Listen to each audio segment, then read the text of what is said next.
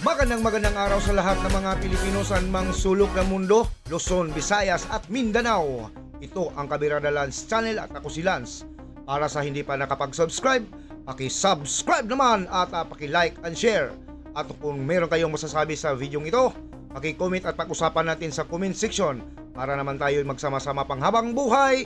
Paki-hit ng notification bell at tayo magsama-sama forever. Okay, nandito na ang balita.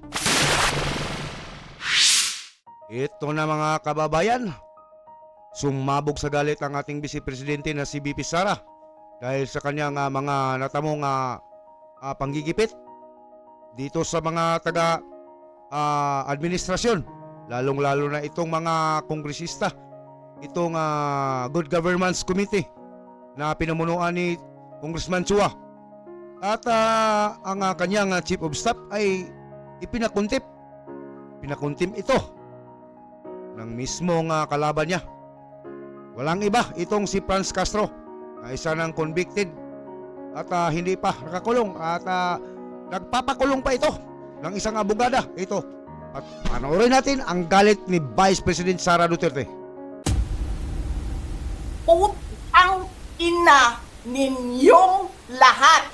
Martin Romualdez, Lisa Marcos, Bongbong Marcos. Anong ginawa ko? Binigay ko sa DepEd!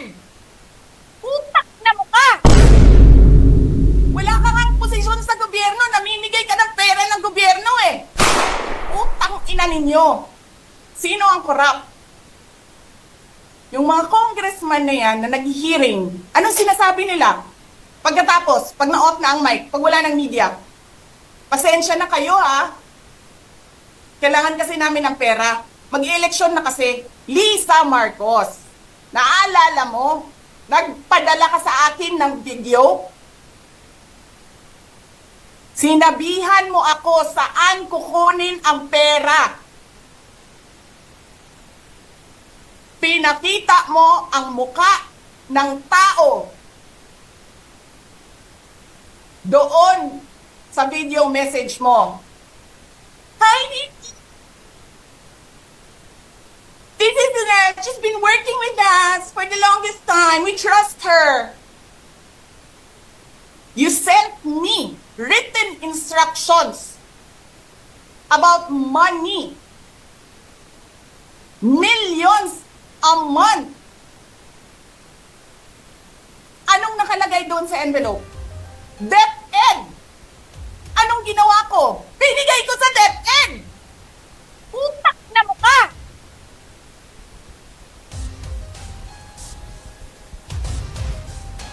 Wala ka ngang posisyon sa gobyerno, namimigay ka ng pera ng gobyerno eh!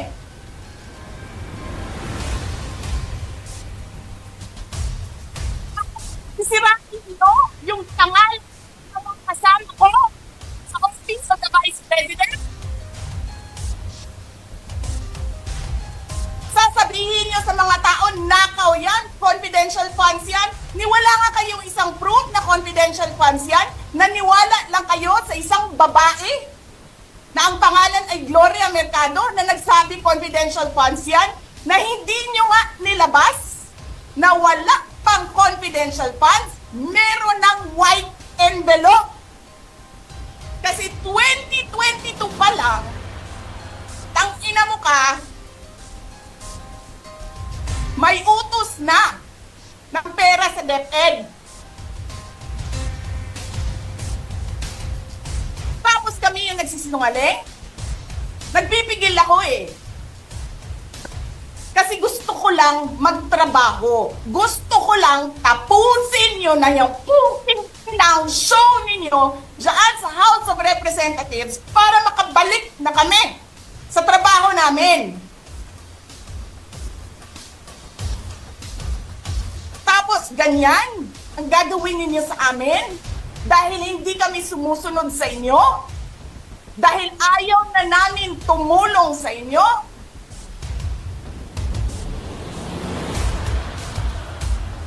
Ganito gagawin ninyo?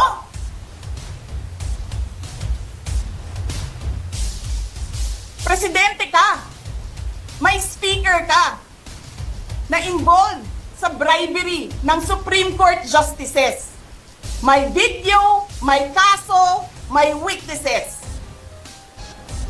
Hindi mo tinanggal yung speaker mo.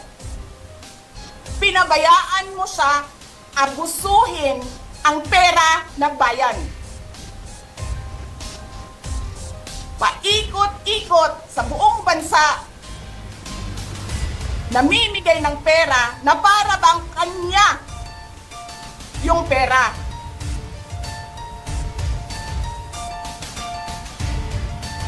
Eh di ba nga, lagi niyo sinasabi separation of powers? Anong trabaho ng legislative branch? Gumawa ng batas. Anong ginagawa ni Martin Romualdez? Nagdidirect ng DSWD, namimigay ng ayuda,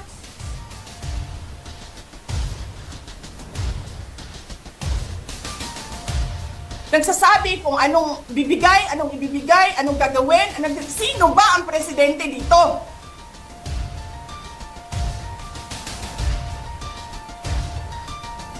Alam nyo, alam namin, mali ang ginagawa ninyo. Sinabihan ko lang mga kasama ko sa Office of the Vice President, pasensya na, sumunod na lang tayo para matapos na sila.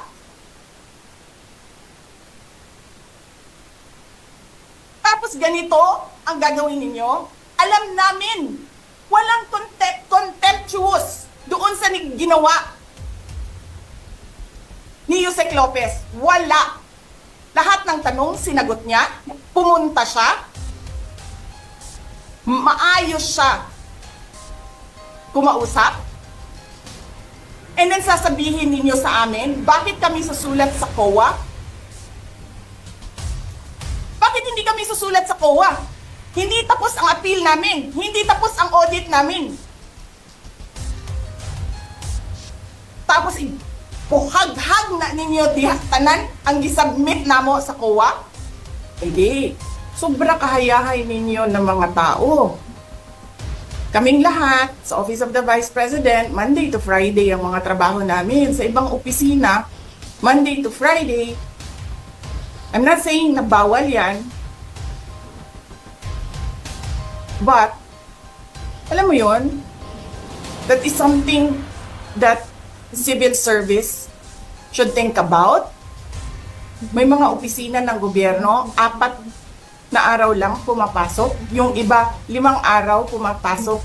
Nandyan sa daan, sa init, sa ulan, nandun sa bundok, naglalakad, tumatawid ng mga sapa, Monday to Friday, mga government employees. And then we have a House of Representatives. Monday to Thursday lang ang trabaho.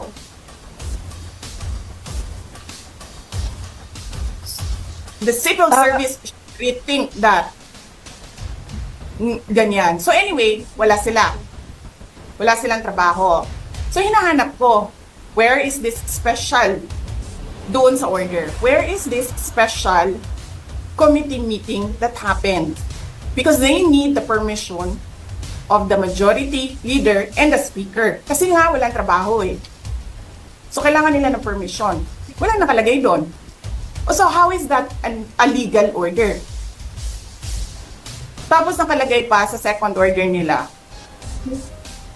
I violated security regulations when I visited. Before ako pumupunta dito, pinapaklear ko yung oras ko. 11 to 1, 4 to 5. Anong security violations ang binayolate ko dito sa loob? They allow other visitors to come in here. Pero ako, sinabihan ako kanina, hindi ka pwede bumisita dyan sa loob. Doon kayo sa visitor center. Ililipat namin. And then I said no. Sabi ko, sinabi ni Secretary Chua, through that lawyer, I think Attorney Agnes, I don't know if I remember the name correctly right now, na yes, she can visit subject to the guidelines of the detention center. And so, anong ginawa ko mali? Basta na lang ba ganun? Sa sasabihin nyo ay violated security regulations. Ano yun? Wala naman akong 2 baril. Nung sinabi sa akin na hindi ako pwede pumasok, nag-antay ako. Alam mo, binibigyan ko pa ng pasensya yan si Taas ba yan? Kanina eh. Ngayon hindi na. Nagsinungaling pa siya. Na I refused daw to leave last night when I did not even know na pinapaalis ako. Ang sinabi lang sa akin, papatayin ang kuryente. Which I said, okay lang. Kasi may flashlight naman ako. Hindi ko naman kailangan ng kuryente. Tapos kanina, sa media, pinapalabas nila na I locked myself doon sa kwarto. Of course, nag-lock ako kasi natutulog na ako.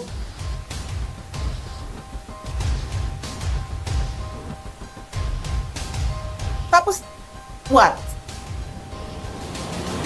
Bawal ako magstay sa opisina ni Congressman Pulong Duterte. Bakit? Is not that government property?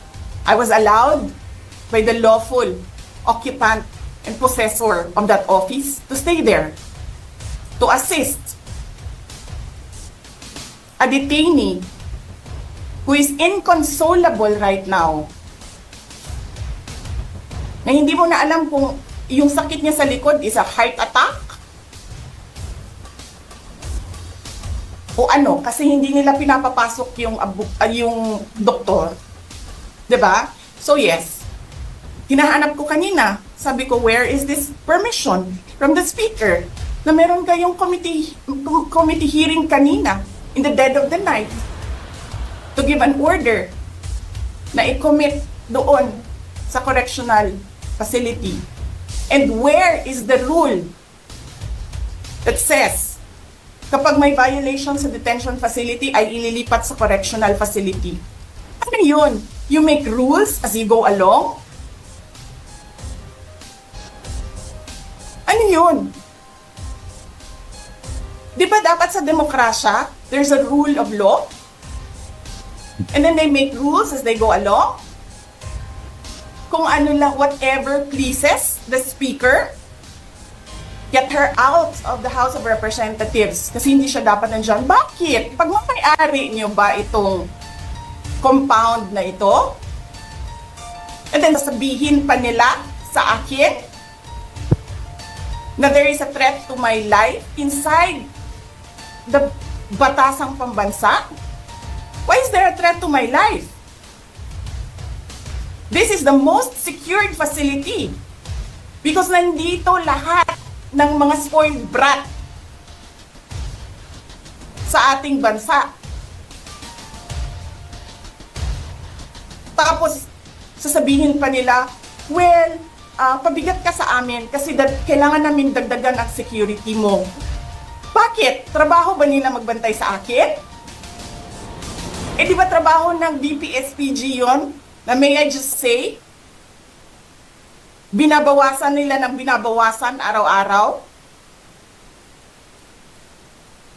Na as if this office is not the second highest office in this country, and only because umalis ako sa administration? Kailan ba nagsimula yung atake nila?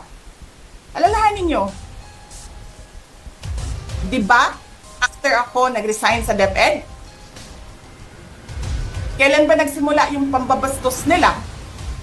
Last year. After that meeting with the Makabayan Bloc and Martin Romualdez. They started destroying my name, pummeling me in the media with a multi-million PR campaign.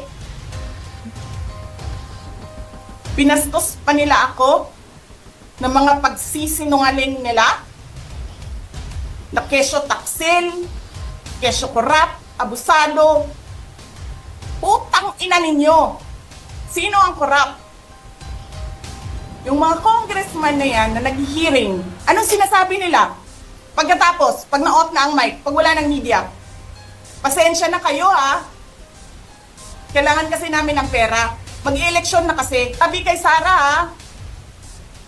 Hindi ko naman gusto tong ginagawa ko eh. Eh putang ina, hindi mo pala gusto ginagawa mo eh. Bakit mo sinisira pangalan ko? Joel Chua.